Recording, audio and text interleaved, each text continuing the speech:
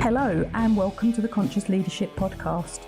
My name is Julie Hogbin and I am the creator of the 3 weekly episodes that are produced: Wealth Wednesday, the A to Z of Business on Friday, and a longer content piece or interview on a Monday. If you like what you hear, please share this podcast if you think it would support and help somebody else. Hello, Conscious Leadership leaders. This episode is around energy and how we infect and affect not only ourselves but others as well. And it has come around about through a clubhouse room I was involved in the other day, as I am most mornings. And somebody asked the question. And the situation was that this individual was quizzical about why they in particular get a really weird vibe about somebody when they're in the same room. They don't know them. And there's more in this episode as we go through about some of the, I'm going to say, my solutions to the problem, if you like, because I'm a bit of a problem solver, but I'm also, as you probably have already gathered, I am a human behaviourist. I know why people do what they do, sometimes before they even know why they do what they do. Anyway, this individual gets a really weird vibe when somebody enters the room and they don't get a particularly good feeling from them. And somebody in the room said, you know, you walk into a room and some people lighten you up and they give you positive emotions. Other people walk into the room and they bring the room down and give you negative emotions. And somebody added on, there's a lot of people who can make you happy. Sometimes it's when they enter the room and sometimes it's when they leave the room. And that's what this episode is going to be around. So hang in to the end. It's probably going to be quite a long one. I might even put this out in 2 episodes dependent. So when we think about how we operate within the world and how we deliver our message, basically we are a bundle of emotion and that's what we emit. And it's not always when we are face to face. It's also when we are non-face to face, over the phone. We don't always have to see people to get the feeling. So this is the thought processes, and this is partly my contribution and, a few people's contributions, mainly mine because I got on a bit of a soapbox, as you can probably imagine if you've listened to some of the other episodes I've created on the Conscious Leadership Podcast. But your emotions are connected to your physical body. And your physical body taps into, of course it does, your belief system. So it taps into the biological processes within your body, which are creating change. So it's normal. We get feelings off of other people. We emit feelings off of to other people. And energy is transferable to good and bad. And if you've listened to some of my other episodes, you will quite often hear me say, I have a shield around me. And if I know where I am going, and I know who I am going to meet, or I know somebody is in a particular place, a particular mood, a particularly energetic field themselves, and I don't want to catch that, I put a shield up. And it doesn't get through the shield to get to me. So I don't take on board somebody else's energy when I am prepared. And sometimes I have a shield around me a lot of the time because sometimes it seeps in. So anyway, energy is transferable, both good and bad energy. And when we communicate, we say something based in our energy, from our energy. And dependent on whether we are managing that, which in some instances we need to, and some instances we don't, we automatically, based on another person's energy, and I say automatically, it's an intuitive process until we know better, take an immediate like or dislike to the individual. Now, there's a lot more to that, a lot more. It's not the only thing by any stretch of the imagination. But if we don't know or we don't think about it, we have an instant intuitive reaction to an individual. So if you're in a positive flow, you're going to feel the negative energy And when you know how, and potentially automatically, you'll put a barrier up against the other person. If somebody comes into a room and they've got a real cob on, for want of a better word, they're in a negative place, they're emitting negative energy, they are not putting a barrier up, they're not protecting themselves from what's going on, they're not thinking about what's going on. And if they are a high sender, I'll talk about that more in a minute, but if they're a high sender, people in that room will feel that difference in energy. And that happens both positively and negatively. And negative energy infects people quicker than positive energy. Now let's think about communication. So people don't always have to speak words, as I am now, to emit that energy. There's a piece of research done a long time ago. It's very often communicated inappropriately, and people don't always have all of the research that it was done on. But basically, 93% of all communication is not verbal. So it's your body language and tone of voice. Now, your body language accounts for over half of the message that you will send to anybody at any one time. You can say what you like, but people will believe your body language and your tone of voice over your words. And that is even more important and more prevalent when the message is emotionally delivered. So if you are a people watcher, and if you're not, give it a go. Watch people, turn the sound off on the TV if it's the only way you can do it. Or people watch if you're on the tube, on the train, on a bus, walking along the street, you're driving. Look at other drivers.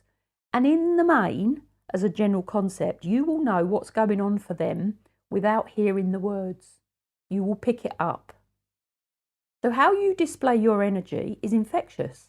You infect people with your energy and you affect people with your energy. Now, what we all have to remember is that we are all spirit. And if we are all spirit, we are all energy. And how we use our energy is absolutely vital to the results we get. So if I actually expressed this podcast in a monotone voice, in a monotone way, with no inflection, and I spoke really quietly, you would tune out, you would turn off. Now, you might tune out and turn off as I am delivering this now, because you may not be interested in the subject, but you probably won't tune out because of how I am communicating. Although you might, because we've all got our own thing going on. And I hope you're not. Carry on listening. So we are all senders and receivers of emotion. And emotion is energy in motion. Depending on how we put ourselves into the world, we are sending something. And depending on how we put ourselves into the world, we receive something. We can be both high senders or low senders, and high receivers or low receivers. And that is dependent on how we are using our energy in the moment. We can be one or the other, and people's power can be very persuasive. And people have power that they don't know they have and use it. And I'm going to say they use their power randomly because they don't actually know they have it. So think about the power you have. Think about the energies you emit. Think about whether you're emitting positive energy or negative energy. Think about how you are infecting and affecting others. And this is where self-awareness is absolutely key. And what I'm also going to say to this, as individuals, we carry conflict with us. Now, we don't need to be in conflict with the people that we are surrounding ourselves with in that moment. But if we have been in conflict with somebody or something previously to enter in a room, and we don't clear that negative emotion, we carry that into the room with us as our energy. And I can say a lot more on this, as you can probably imagine. But our energies are transferable and transformational for us and others. You are, I am, we all are creating our own reality. So think about, and this is for everybody, we all choose how we feel. And we can feel differently about anything when we look at the thing that we are allowing to let ourselves feel in a certain way about. Now, I know that's a convoluted sentence, but think about it. We all choose how we feel. So I asked the individual that brought this subject to the room, had they actually spoken to the person that was creating this negative aura, this negative vibe, this negative feeling with them? Had they actually spoken to them? And had they actually analysed what was going on for them and what this individual did that created that feeling within them? And this is key. Because when we do that, so we have an instant reaction to somebody or something, we don't really know what it's all about. We don't know really why we feel like that. Something triggered us. But when we analyse what the situation is or speak to the individual, or, you know, if that is possible, we can then look at what the root cause is. And what I also want to add into this is that in the moment, we are being in the moment, we're having a really good time, but something niggles us because everything is in balance. Everything is in balance. We're having a great time, and then something happens and it bangs us a little bit in the face, and we're like, what was that about? I'm having a great day. But everything is in balance. So when we get support, when we're having a great time, we also get challenge from somewhere. Everything is in balance. It keeps us in balance. So if we meet someone and we're thinking, oof, not sure about you, it creates a feeling that intuitively just happens. We can choose our feelings. We can choose our feelings. We can choose how we choose to feel about something or someone. We can choose how we behave and how we interact with people. And sometimes what triggers us from somebody else is something that we see within ourselves, but we don't always recognise it in ourselves, but we can recognise it in others. So sometimes that feeling is actually a feedback loop. And this is important to think. We get feedback and we don't always recognise it's feedback. By looking at it, by analysing the thing by analysing ourselves, we can work out what it is that's triggered it. And then when we know what's triggered it, we can work out where it comes from or why it comes. And of course, in reality, sometimes we don't have to deal with that person. We don't have to interact with that thing. We can take them out of our lives. What we also have to remember is that sometimes we have to manage our emotions. And I said earlier, I do know, depending on what I'm doing, especially if I'm going into an environment where I don't know everybody that's in there, I have a shield. I put a shield up. Now, everybody can do that. Clearly, you have to learn how, but you can do it. So you are conscious of what's going on and what's going on, what's coming at you and what you're putting out. Now, one of the things that I also believe in is that people's emotions can affect us.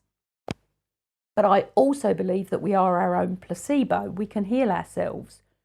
We don't always have everything we need, but we don't always need drugs. We don't always need pharmaceuticals. And of course, prevention is better than cure. And of course, some things happen and we need medical assistance, but we can heal ourselves. So what's all this got to do with energy?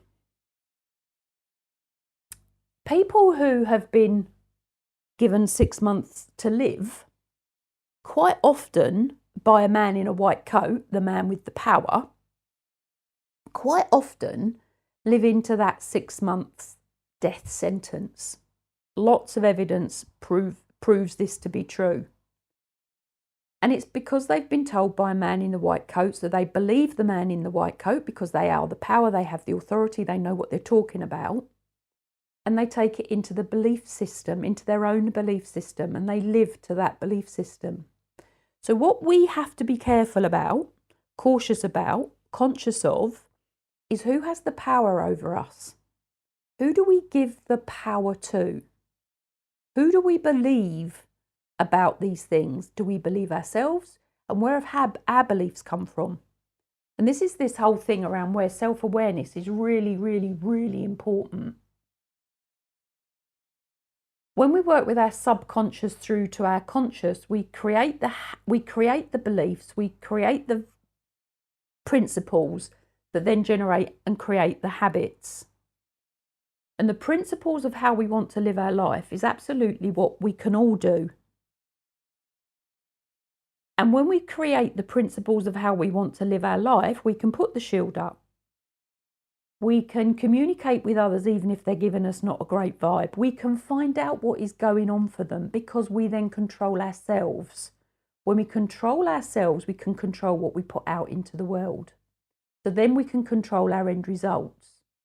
And what then came out in this room when I questioned the person that had brought the subject in was they basically said there's no real rhyme or reason for them having anything negative about the person. It's just that's how they feel when they come in. Which then takes me back to the person that comes into the room is sending an emotion. They're sending energy that the individual I'm talking to has received. So two things. Look at the individual as to why they're receiving it, and then ask the question of the person, find out what's going on for the person that's bringing that stuff in. Because not everybody knows the information, energy and emotion that they're putting out into the world. And not everybody knows how to manage it, to control it, to emit something different or to shield themselves against it. Are people receptive to being influenced by other people's energy? Yes, 100%, absolutely. The more you know about this, the more impact and influence you can have, not only on yourself as to what you receive, but also on yourself as to what you put out. When you're a high receiver, you take on board other people's emotions and energies very easily. And when you are a high sender, you put out the energy that you're emitting, both for good and for bad, and you put it out on a very high frequency. We can be high senders and high receivers, and we can be low senders and low receivers, depending on what's going on for us. Now, I know I'm a high sender of emotion, and I want to set you an exercise to do, a test, if you like. And I learnt this stuff, which is a technical word for me, as if you've listened to some of the other episodes, you will know. I learnt this stuff decades ago. I've almost forgotten where I learnt it from, to be honest, but I've so taken it on board that I can now just do it. Now, here's a test for you. Go into a room, a networking room, a meeting, I don't know, an auditorium, go and listen to somebody speak. Get yourself in a room of people. You may know them, you may not. Doesn't really matter how you do this. Go to the back of the room. Sit at the back of the room and say nothing. Just be there with your presence. And when you're being there with your presence, saying nothing, you're not emitting any sound, see what happens. Give it a go. Give it your best attempt. And as somebody said to me, you must be a weirdo. And I'm like, yeah, sometimes I am, but that's all right. Sit there, say nothing, and see what happens. Now, I've tested this, and genuinely, I can sit there and do nothing, and people turn around and look at me. Now, I've tried this over and over and over again, and it always happens. Something I do, something I don't do, I don't know what it is. Now, this is from a woman who used to be able to walk into a room and stand in a corner and people would not even know I was there. So something has changed in my energy, a switch has flipped. This is a really good exercise for you to practice. And then When you get a little bit more confident at it or a little bit more able with it, change the mood that you are emitting. Give a really positive energy vibe out into the room. And then flip it and give a really negative vibe out into the room. And see what happens and see what changes. We have to communicate. We are communicating all of the time, whether we're speaking or not. We communicate through our energies. We communicate through our body language. We communicate through a tone of voice. Even a squeak is a communication. Doesn't have to be a word. Now, the person that did this initial research back in the day, he's still alive, or he was last time I checked, he's well in his 70s now, is a guy called Morabian. Now, I've read this book, I've read his research, the book is now out of print, I can't get hold of a copy of it, and I have tried. When he did the initial research, he basically looked at how we attract or repel and how we are attracted or repelled. And it starts the minute we are born. So as a baby, we are attracted to and repelled from. Now, when we understand what this really means, we can utilise our energies to be the best version of who we can be. And when Morabian did this work, he did a lot of work on the immigration and the emigration from countries, cities, towns, from schools and villages. He did it across countries. And he looked at the patterns of what attracts people to and repels people from. And it's all around our energy and how we put ourselves out into the world and what we create out into the world that attracts or repels. If any of you are in property, you know that if you're looking for a tenant, what energy do you need to put into the house, into the room, into the advert to get the right tenant? And if you don't bother about that sort of stuff, if you're not bothered by making your rooms look good, I'd really question what type of tenant you're going to receive, because it's an energy process and an energy transference. So I've studied this for decades. I mean, seriously, for decades. And I'll tell you a story. I used to work in a massive open plan office. This was 3+ decades ago. And at the time, there was possibly, 70 or 80 people in the room. And my desk was diametrically opposite the entrance to the office. Now, I didn't know this stuff at the time. And I used to walk into that office, and my normal everyday personality would be I'd walk into the office, I'd smile, I'd say good morning, I'd walk across the office to my desk and I'd work.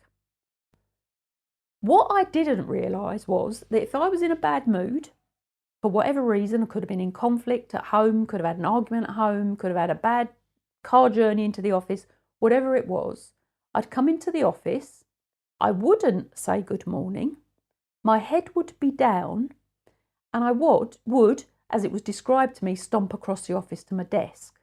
And then I'd work, and I wouldn't say anything. I'd work. And my description of this, I'd work furiously, for want of a better word. So I would work fast and hard.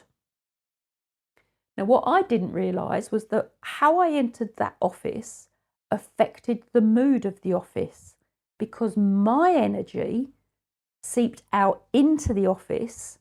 And of course, I walked across the entire office, right through the middle of it. Now, I didn't know this stuff then. And what happened one day, I walked in, I was in a bad mood, I'd had an argument at home, wasn't a happy bunny. I remember it because of the conversation that ensued. Walked into the office, got to my desk, wasn't happy, worked furiously, sat there for half an hour or whatever, working away, looked up, and there was a group of 3 women standing in front of me. And one of them said, "Can we have a conversation with you?" And my response, "No, I'm busy." And they said, "We need to have a conversation with you. Can you give us some time?" And then one of them told me the impact I had on the office. Now, there was 3 of them having that conversation with me, because I'm going to say that's the courage they felt they needed to come and have the conversation, to have the communication, because they didn't know how I was going to take that communication. And again, it's one of the biggest pieces of feedback that I've ever had. Now, we all have that capability. We can turn it on and we can turn it off. And if you think about us all being in business and us all wanting the best result for us, for our loved ones, for our families, whatever it is we're doing, whatever our mission is, we have to be out there. This is whether we've got a job, whether we're our own boss, whether we're transitioning, whether we're looking for promotion, whether we're looking for our first job. We have to be out there. Now, energy doesn't have to be loud. We just need to tune that energy into positivity, tune that energy into goodness, tune that energy into love, tune that energy into something that is attractive to others. Then we get better results and they get better results as well. Remember, go and sit in that room exercise, try it, just be there. When you meet people in a normal way, the formalities, the mood of the room, where we're sitting, the setting of the room actually sets the tone for the meeting, how you're dressed, what you look like. And they say that within the first couple of minutes of meeting somebody, you sort of work out who they are and what they're about, even before they open their mouth. And I think the old adage of this is you only get one opportunity to make a first impression. So think about, how do you go into the meeting? Are you smiling when you're talking? Have you got a smile on your face? Are you upset? Are you frowning? Are you contributing? Are you asking questions? Are you expressing your opinion? Are you answering the questions? The point I'm making is that body language plays a big part. It's over half of the message that other people receive from us. Your physiology of your body, so how you're breathing, how you hold your head, makes a difference to how you are coming across. We can see if somebody's happy, we can hear if somebody's happy because of their tone. Now, what happened in the example that I'm giving here is that the person who didn't feel great about the individual that walked into the room, I asked that individual if they had had a conversation. I asked that individual if they had analysed what had happened, and basically they hadn't. But what they did do, they shared how they felt with somebody else in the room. And what they said was, they'd asked them if they felt the same. And guess what? They did. They felt exactly the same. And here's the thing, you know, some people will walk in a room and it will piss everybody off. But some people don't. And everybody has their own perception. So somebody can find somebody a really good, positive person, and other people can find them incredibly annoying. And that's because everybody has an individual perception of everybody else. So I delved deeper, because language is very important on the responses we get from others. There's more on this.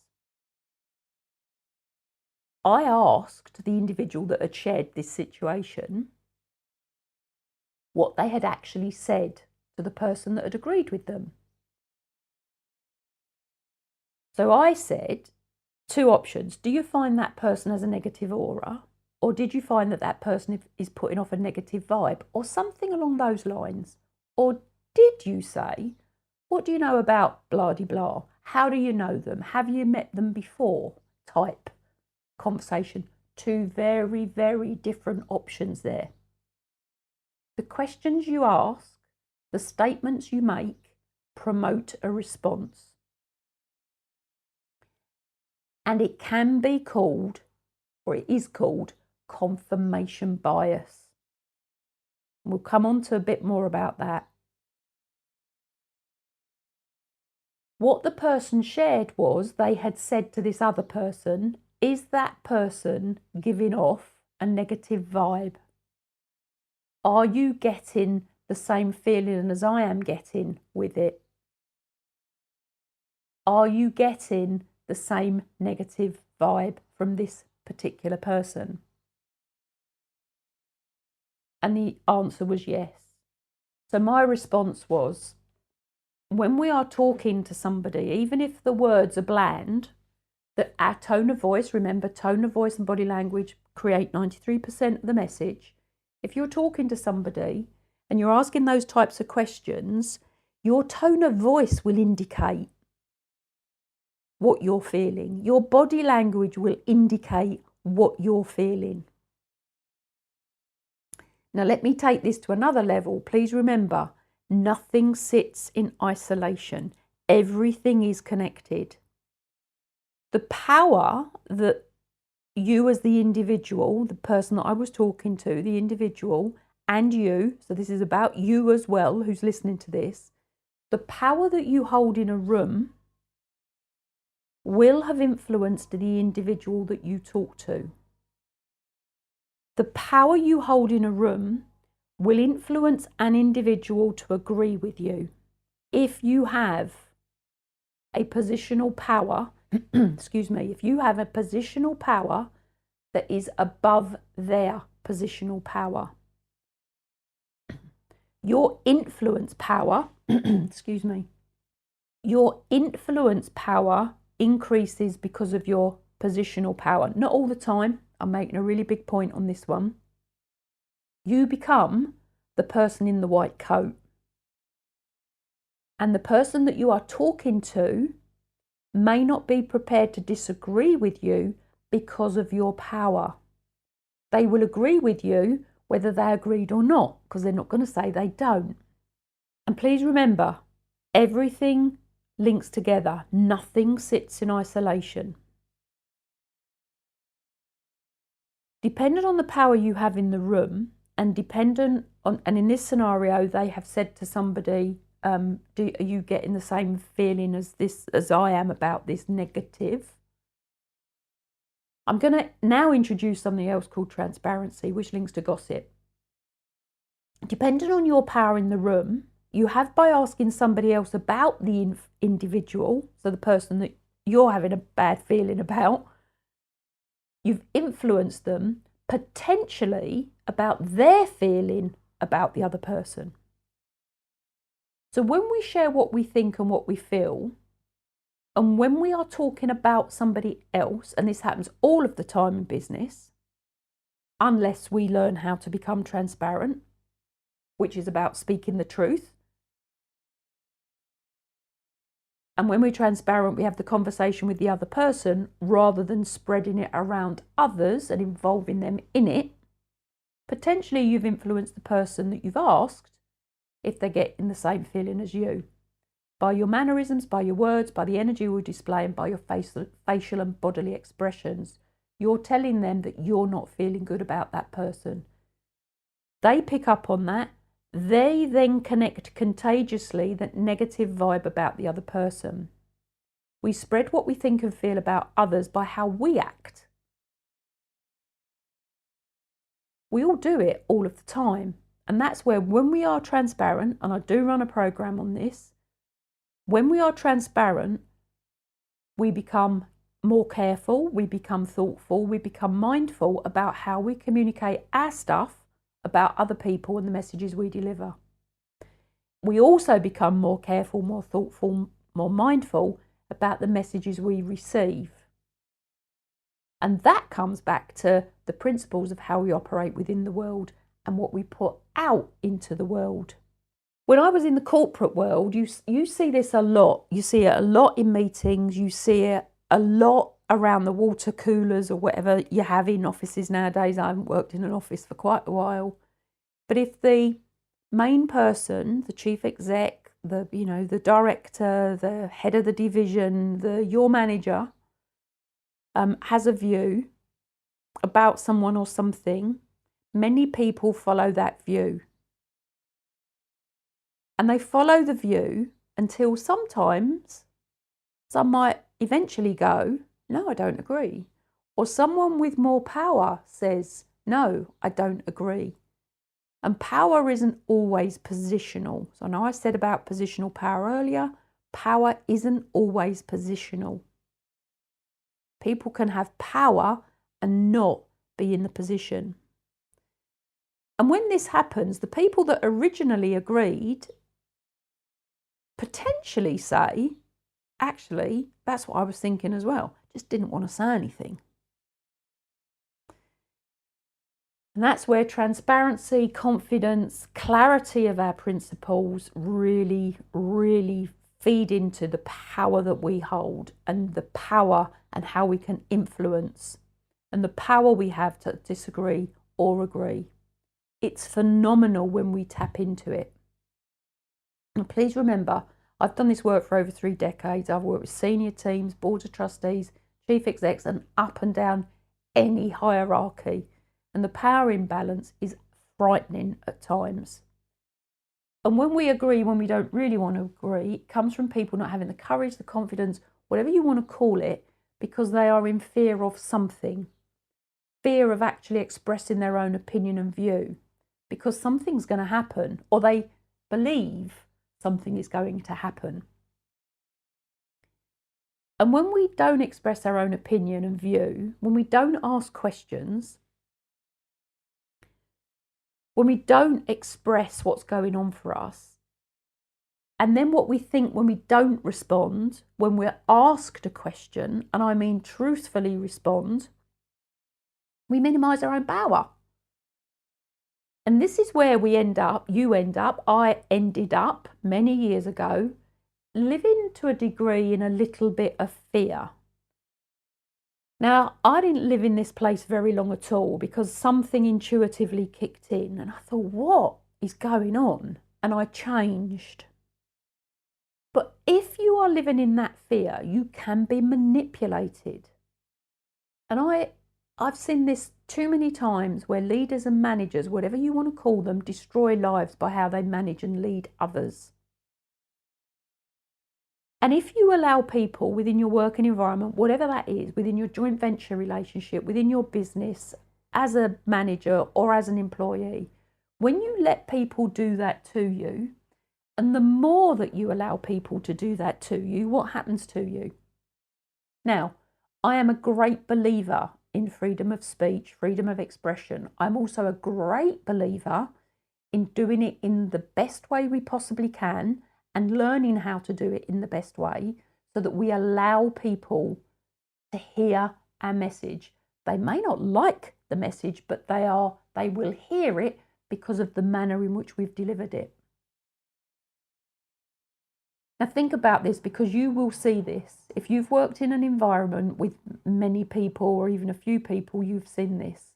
When we don't express ourselves, when we don't express our opinions, when we don't ask questions, answer questions, when we don't put a hand up, or whatever it is that we've got to do to get our words out there, you will lose self-worth. People will lose their self-esteem. People's self-worth goes down. Their personal value goes down. They absolve themselves somehow of accepting the crap that is dished out. They absolve themselves of personal responsibility, and then they get trapped because they don't feel good enough to do anything else. Now, my previous episode was around personal responsibility, so please go and look at that. I think it's number 185. What ends up happening is that we get into a negative cycle.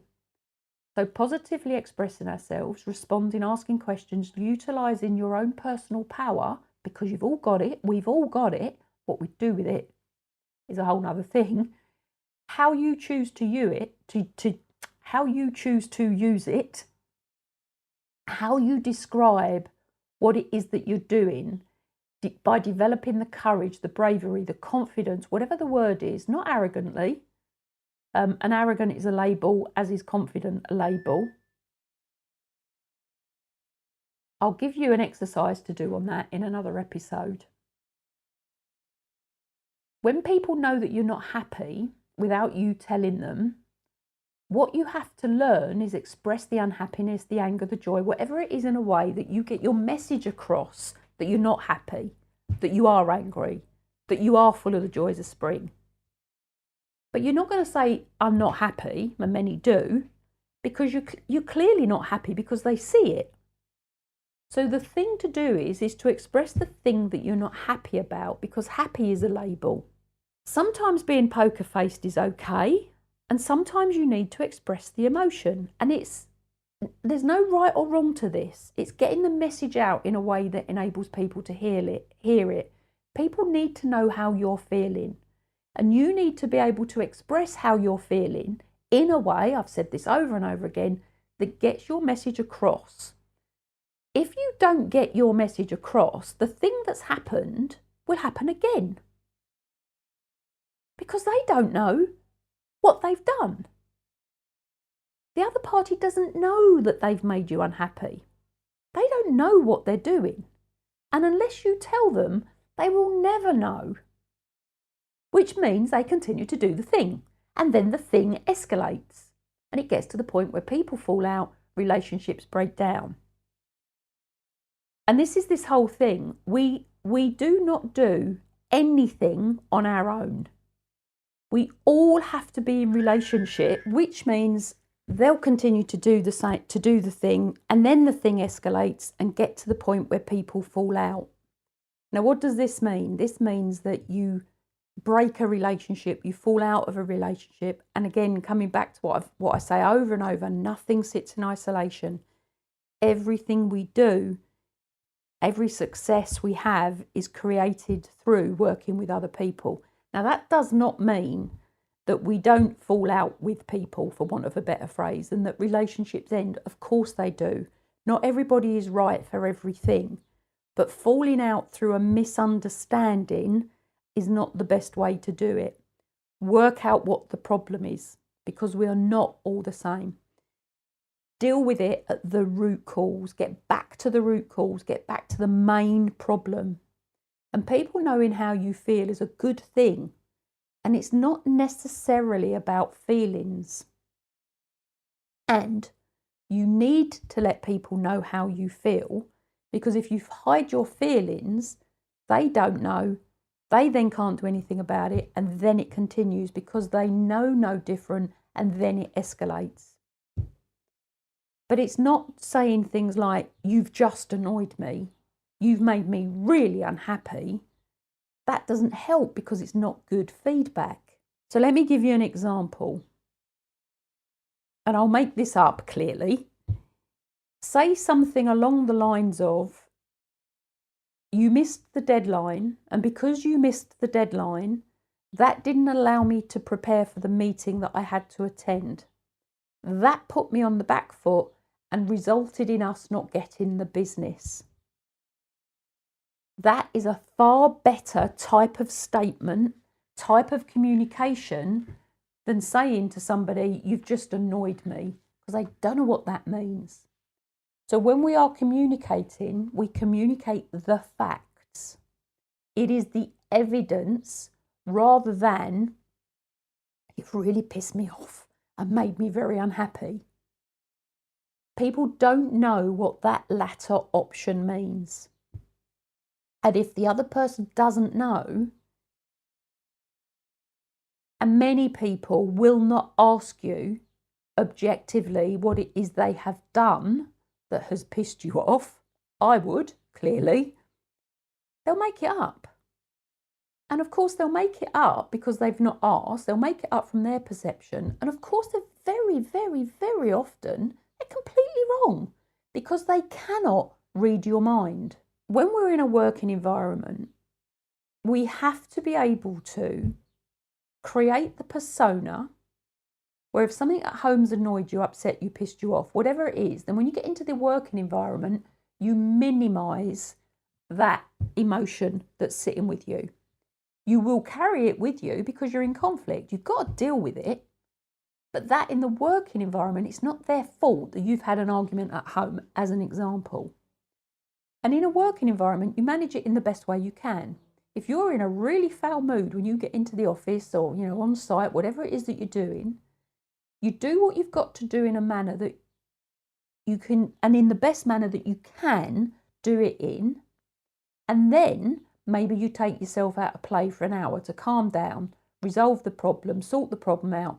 And this all depends on the timing of all of this, but you take yourself out of play for an hour or however long you might need. You excuse yourself, maybe you shut the door, whatever it is. You take yourself out, you go and sit in the car until you manage the energy and the emotion.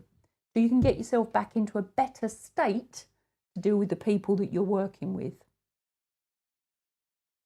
But it's managing it. You're not going to get rid of it. It's no good pushing it down because the emotion's there. You've got to deal with it. You've got to deal with the thing that creates the result, because it all starts with us. And the other way is not to bring home work life.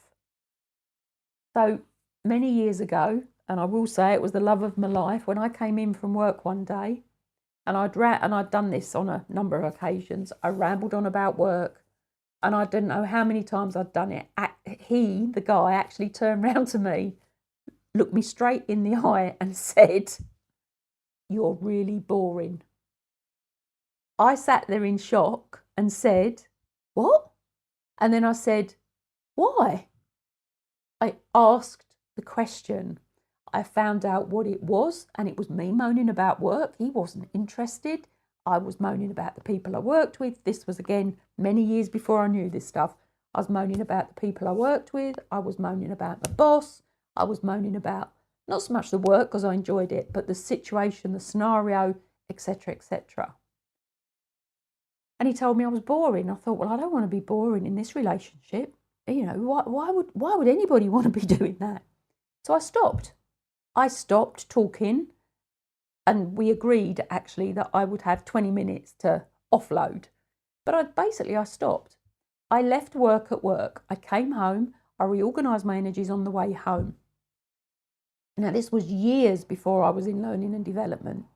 It was years before I'd even thought about becoming a human behaviourist. I was working in an accounts department at the time. I was a financial accountant. But I've always been a really good receiver of feedback. So again, maybe I'll do another episode on this. Learn how to ask and to receive feedback. And it all changed. It changed how I operated when I got in. So I didn't take the moans and the nags and the niggles of the everyday working environment home with me. I found something else to talk about. The room then went on. So this whole thing that I'm talking about now is from a room.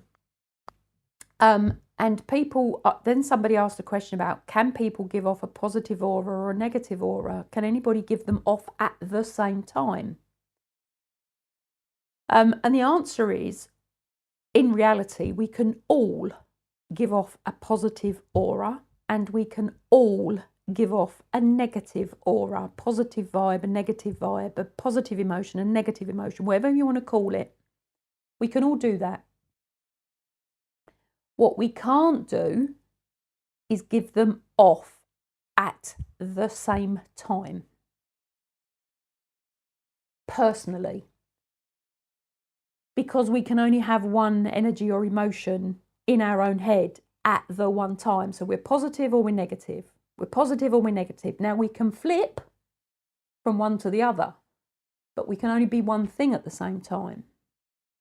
Now, the people in the room, so us versus those, so we're a sender, those receiving, depending on who they are, will perceive what we're doing related to their own experiences. So some people will perceive us as being positive, and some people could perceive us as being negative. It's all based on them and how they are feeling and what their previous experiences are and how they are triggered by what we do. Remember, we attract people and we repel people. We attract and repel people from our energy. We attract and repel people from who we are as the individual that we are, because we will trigger something within them. Remembering that we can flip from one emotion to the other in a split second. Yes, we can. We can change within a second about the emotion that we're putting out and how we then transmit that emotion as into our words and our behaviours, into our body language, into our tone. Other people will see the behaviour they choose to look for. That's a whole nother ball game.